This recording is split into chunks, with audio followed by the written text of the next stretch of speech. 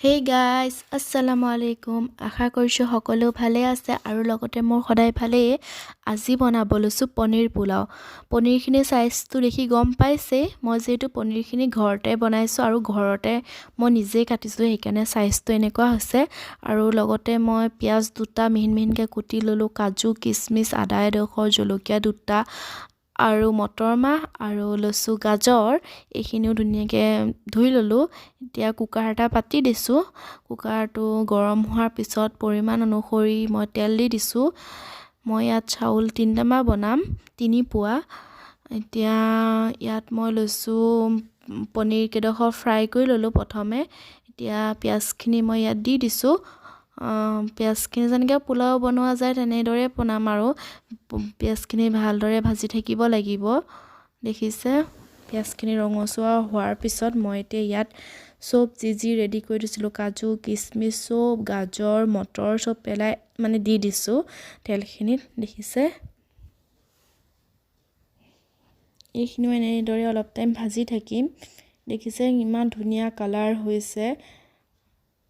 দেখিছে নে গাজৰ আৰু মটৰ যেতিয়া একেলগে মানে বনোৱা যায় কালাৰটো বহুত ধুনীয়া হয়। এয়া মই চাউল ইয়াত 3টা লৈছো।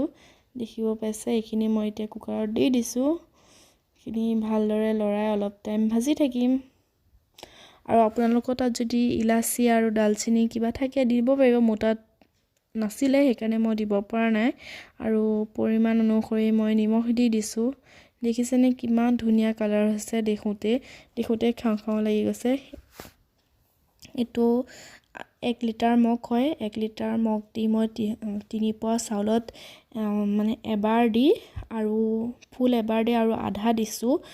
আৰু ইয়া মই পনীৰখিনি ইয়াত দি দিছো। দি পেলাই ভালদৰে লৰাই প্ৰেছাৰ কুকাৰ হুইচেল লগাই দিছো।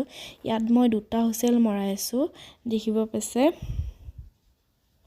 আৰু আমাৰ পনীৰ পোলাও ৰেডি। দেখিছে কি ধুনীয়া কালাৰ আৰু বহুত ধুনীয়া সেন্ট ওলাইছে। দেখিব পাইছে যেহেতু মই ইয়াত জহা চাউলৰ মানে ব্যৱহাৰ কৰিছো কিন্তু বহুত ধুনীয়া কালাৰ ওলাইছে।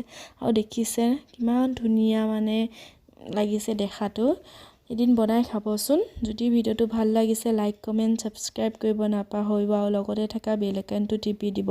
এদিন এনেদৰে বনাই খাব আৰু বহুত টেষ্টি লাগে খাই। তেনেহলে আজিলে বাই বাই।